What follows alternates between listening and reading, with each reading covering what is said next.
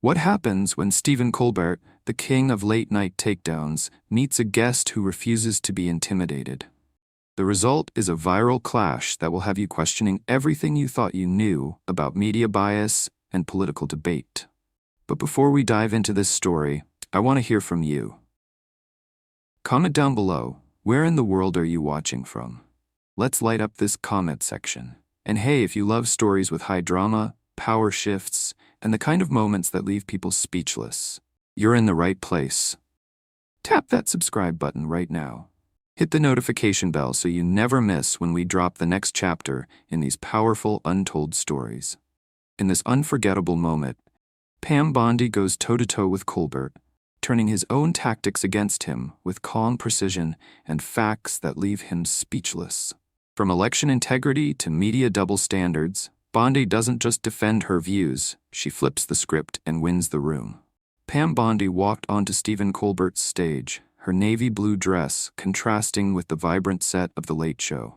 The former Florida Attorney General's confident smile masked the tension in the air as millions watched at home.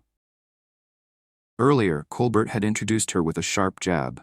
Tonight, we have Trump's defender, who seems to have forgotten her oath to the Constitution. The liberal audience erupted in laughter and applause, while Bondi's jaw tightened. Colbert, with his signature smirk and designer suit, was sure this interview would be another easy takedown of a Trump supporter. But Bondi, with decades of legal experience and unwavering conviction, saw this as her chance to flip the script on national television. She wasn't here to be Colbert's punching bag. She was here to fight back. What happened next? Left Colbert fumbling for words, the audience gasping, and social media exploding in shock. This wasn't just an interview gone wrong. It was the moment Pam Bondi turned the tables on one of late night's most powerful voices. Before we dive into this incredible confrontation, make sure to like this video and subscribe so you don't miss our latest political showdowns and untold stories from behind the scenes of American politics. The studio lights beamed down on Stephen Colbert as he paced the stage during his monologue, landing joke after joke about conservative politicians to uproarious laughter from his devoted audience. The 59-year-old host had built his career on political satire, evolving from the Colbert Report to become a mainstream voice that millions of liberal Americans trusted and admired. Tonight, his show was trending as usual, his confidence at an all-time high. And now, let me introduce our guest, Colbert announced, his voice taking on an edge. She served as Florida's Attorney General, defended Trump during his first impeachment, and recently claimed the 2020 election had irregularities. Please welcome, if you can, Pam Bondi. The audience's applause was mixed with murmurs and a few boos as Bondi walked out. At 56, she carried herself with the authority of someone who had argued before the Supreme Court and led major legal battles. Her blonde hair framed a face that remained composed despite entering what many conservatives called the liberal lion's den. Bondi wasn't just any Trump supporter. She had built a reputation as a tough prosecutor who took on human trafficking and drug crimes before becoming Florida's first female attorney general. Recently, she had been speaking out about election integrity issues, making her a target for late-night comedians like Colbert. The stakes couldn't be higher for both. For Colbert, this was another opportunity to mock Trump's allies and energize his base before the upcoming midterms. For Bondi, this represented a chance to defend conservative values on a platform typically hostile to her viewpoint. The entire conservative movement was watching to see if she could hold her ground or would become another victim of Colbert's sharp wit. As they shook hands, the tension was palpable. Colbert's smile didn't reach his eyes, and Bondi's grip was firm, neither backing down before the verbal sparring had even begun. Pam, thanks for coming into the, what do you guys call it? The lion's den? Colbert started, emphasizing the phrase with air quotes as his audience chuckled. I go anywhere to speak truth, Stephen. Even here, Bondi replied smoothly, settling into her chair as the audience reacted with surprised oohs. Colbert raised an eyebrow, realizing this might not be the easy interview he had anticipated. Millions watching at home leaned forward, sensing the brewing confrontation between two skilled communicators representing America's deepening political divide. So, Pam, Colbert began, leaning forward in his chair. You defended a president who was impeached twice. You stood outside courtrooms claiming election fraud without evidence. How do you square that with being a former attorney general who once took an oath to uphold the law? The audience applauded vigorously, and Colbert's smirk grew wider, having thrown his first real punch, framing Bondi as a hypocrite before she could even establish her position. Bondi nodded slightly, unfazed. That's an interesting way to start a conversation, Stephen. I took an oath to the Constitution, not to a political party. That's exactly why I've spoken up when I saw concerns about election integrity. Any good prosecutor questions when processes don't seem right. Processes don't seem right? Colbert repeated with exaggerated disbelief. 60 court cases found no evidence of widespread fraud. Your guy lost fair and square. The audience cheered loudly. If you'd let me finish, Bondi said calmly, her legal training evident as she refused to be rattled. Those cases were dismissed on procedural grounds, not after evidence was examined. But I'm happy to talk about why I'm really here tonight, the border crisis and fentanyl killing thousands of Americans.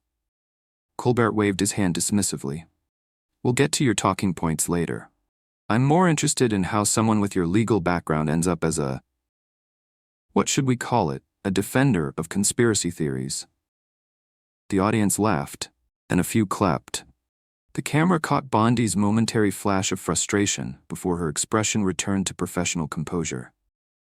That's a serious accusation from someone who spent years pushing Russian collusion theories that were debunked by the Mueller report. Bondi countered, her voice steady. I'm not here to trade insults, Stephen. I thought your viewers deserved an actual conversation. The audience grew quieter, some shifting uncomfortably in their seats. This wasn't following the usual script, where Colbert dominated conservative guests with humor and his audience's backing. Colbert's smile tightened as he adjusted his glasses.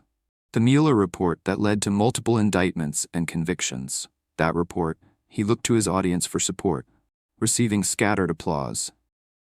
The report that specifically stated no evidence of Trump-Russia collusion was found, Bondi replied. But again, I'd rather discuss issues affecting Americans right now than rehash political narratives. Colbert, sensing he wasn't landing the blows he expected, shifted tactics. Fine, let's talk about your recent work then. You've been appearing on networks claiming the Biden administration is deliberately failing at the border. Do you really believe there's some grand conspiracy to let in criminals?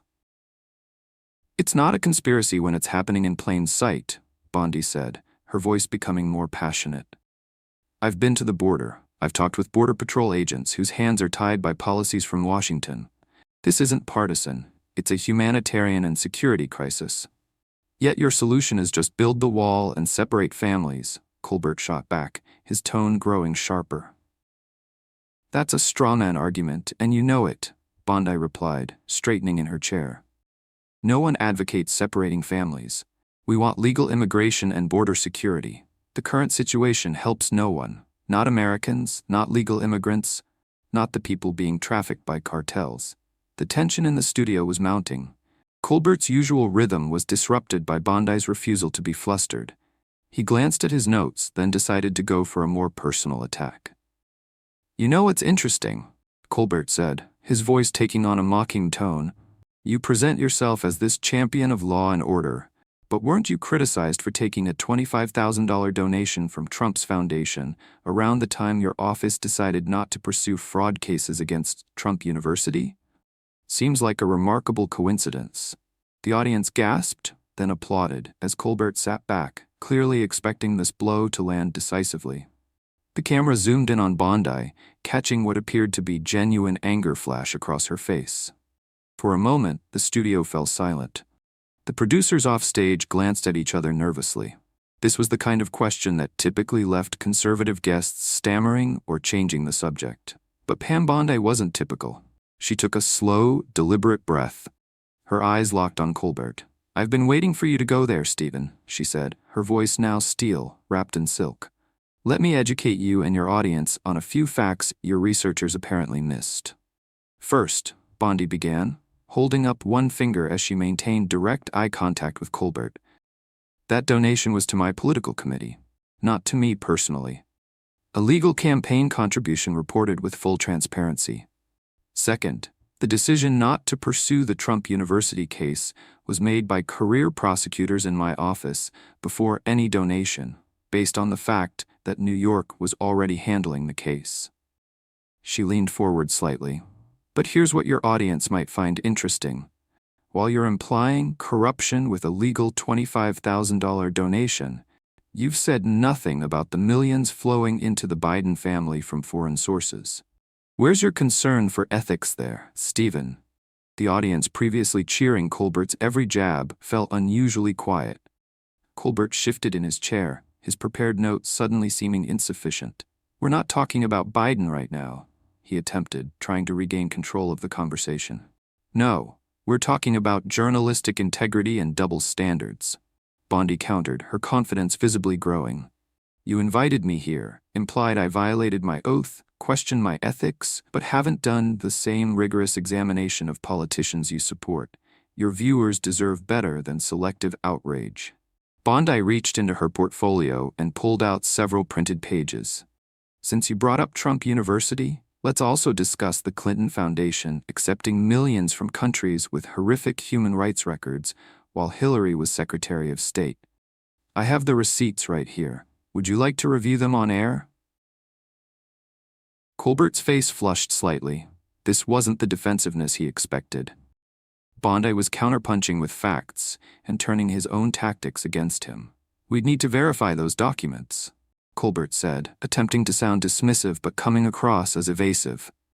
They're from public records and mainstream media reports, Bondi replied smoothly. The same standard you just applied to me, but I understand if you need time to prepare before discussing Democrats with the same scrutiny you apply to Republicans. The audience stirred uncomfortably. This wasn't the entertainment they had come for. They were witnessing their host being methodically challenged in a way rarely seen on the show. Colbert tried to pivot. Let's get back to your current positions. You've been critical of the Justice Department's handling of. I'm happy to discuss that, Bondi interrupted firmly. But I think your viewers noticed you just changed the subject when presented with inconvenient facts. That's the problem with our political discourse today. We don't apply the same standards across the board. Colbert's producer was frantically signaling from offstage, drawing a finger across his throat, the universal sign to cut this segment short. But Colbert, a professional with decades of experience, knew that abruptly ending now would only make him look worse. Fair enough, Colbert conceded with visible reluctance.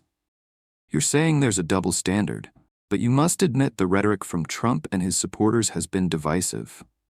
Divisive like suggesting half the country is a threat to democracy? Bondi asked, raising an eyebrow. Or divisive like calling political opponents enemies of the state? Those weren't Trump's words. They came from the current administration, she continued before Colbert could interject. Look, Americans are tired of the hypocrisy. They see inflation hurting their families, crime rising in cities, and a border crisis endangering communities. Yet, instead of solutions, they get lectures about how their concerns aren't valid or are somehow rooted in prejudice. The camera caught several audience members nodding in agreement. An unusual sight on Colbert's traditionally partisan show. The American people are smarter than political elites give them credit for, Bondi said, her voice now passionate but controlled. They see when media personalities like yourself use your platform to mock one side while insulating the other from criticism. They notice when legitimate concerns are dismissed as conspiracy theories only to be quietly acknowledged as true months later. Colbert, now visibly uncomfortable, glanced at his watch. We're almost out of time. Yes, conveniently, Bondi noted with a knowing smile. But let me leave your viewers with this thought. You don't have to agree with me politically to recognize that healthy democracy requires honest debate and consistent principles. When we demonize those we disagree with or apply different standards based on political affiliation, we all lose. The studio had fallen into a stunned silence. Even those who disagreed with Bondi's politics could recognize that she had done something rare. She had come into hostile territory and not just survived, but commanded respect through preparation and poise. As the camera panned across the audience, their expressions told the story. Wide eyes, a few dropped jaws, and even some reluctant nods of acknowledgement. This wasn't the easy, conservative takedown they had expected to witness and enjoy. Colbert, a consummate professional, despite his obvious discomfort, knew he needed to end on a note that wouldn't make him appear completely defeated. "Well, Pam Bondi, you certainly came prepared tonight," he said, attempting to sound gracious, but coming across as strained. "I respect your audience enough to give them my best, Stephen," she replied with a smile that managed to be both warm and triumphant. "That's something I think we can all agree on. The American people deserve our best, regardless of politics." As the show cut to commercial, the studio audience sat in stunned silence for several seconds before breaking into uncertain applause, some clapping enthusiastically, others reluctantly joining in. Whatever their politics, they had just witnessed something unprecedented. Stephen Colbert, master of his domain, had been outmaneuvered on his own stage. Within minutes of the segment airing on the East Coast, clips of Bondi's composed takedown of Colbert began flooding social media. The hashtag Pam Bondi owns Colbert shot to #1 trending nationwide, with conservatives celebrating what many called the most satisfying 5 minutes of television this year. A clip of Bondi saying, "Americans are tired of the hypocrisy," was shared over 50,000 times in the first hour alone. Conservative commentator Buck Stahn tweeted, "Pam Bondi just gave a masterclass in how to handle hostile media, prepared, poised, and refused to be bullied. Take notes, Republicans." Even some liberal commentators acknowledged the unusual dynamic of the interview. Progressive journalist Glenn Greenwald tweeted, "Whatever your politics, what we just saw was rare. Someone going into the lion's den and turning the tables through sheer preparation and refusing to be intimidated. Media literacy means recognizing effective communication, even from those you disagree with." By morning, the impact was unmistakable. Fox News ran segments analyzing Bondi's performance, with one host declaring, "Last night, Pam Bondi did what conservative guests have failed to do for years. She came armed with facts, remained calm under pressure, and exposed the double standards of mainstream entertainment media." CNN reluctantly covered the viral moment, framing it as a contentious exchange that has conservatives celebrating, while their panel discussed whether Colbert's team had inadequately prepared for Bondi's counteroffensive. The view counts on YouTube told the story. The official Late Show channel's clip of the interview was quickly becoming their most watched segment of the year, with the comment section filled with remarks like, "I don't even agree with her politics, but had to respect how she handled herself." And Colbert wasn't ready for someone who wouldn't be intimidated.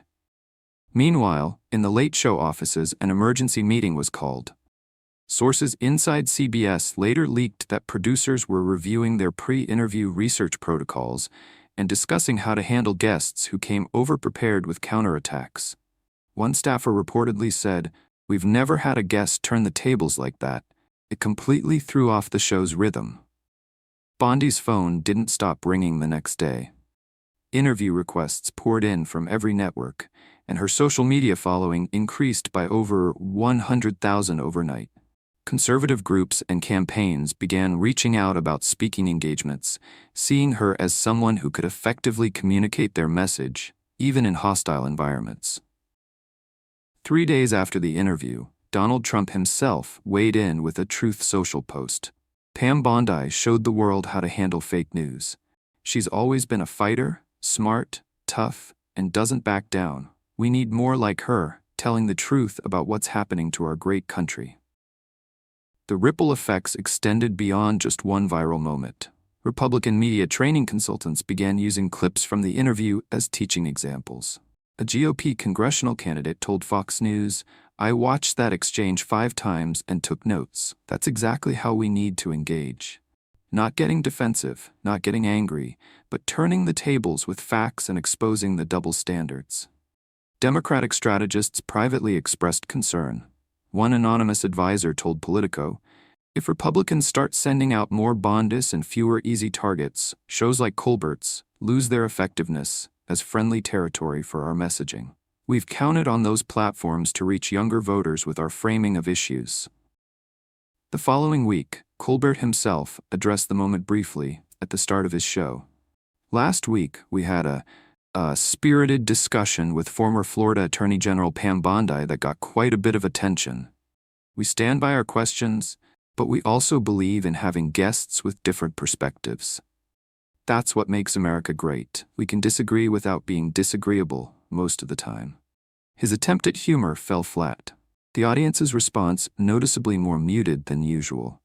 Behind the scenes, bookers for late-night comedy shows began approaching conservative guests differently, with one producer anonymously telling the New York Post, "The Bondi effect is real." We're now asking ourselves, is this person going to be a Pam Bondi before booking? No one wants their host to end up in that position. For everyday Americans watching from home, the exchange represented something more fundamental than just politics.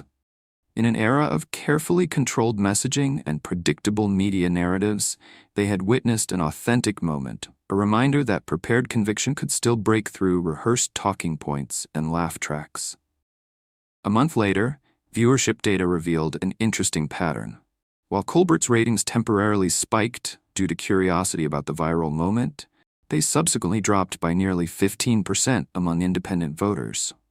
Focus groups revealed that some viewers who had previously enjoyed the show's political commentary now saw it differently, with one participant saying, "I can't unsee how he tried to dismiss her when she challenged him.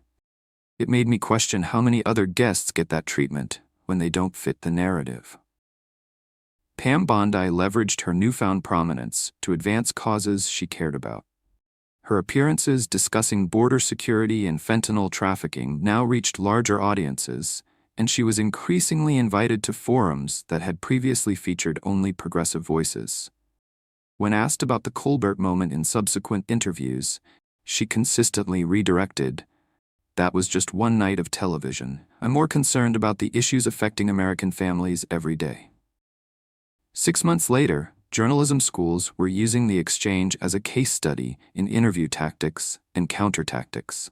A Columbia journalism professor told students, "Whatever your political leanings, this interview demonstrates why preparation matters and why challenging your own assumptions before an interview is essential."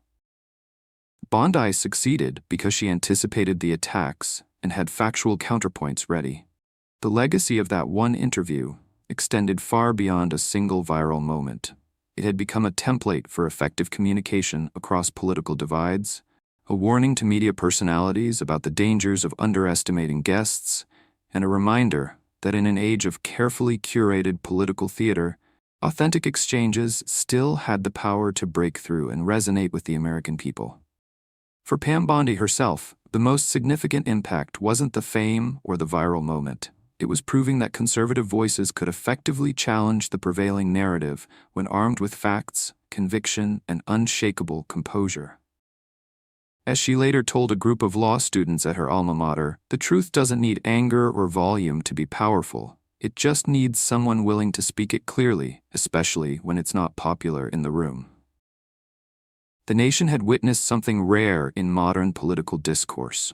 A genuine moment of truth-telling that transcended partisan lines and reminded everyone that respectful but firm debate was still possible in America.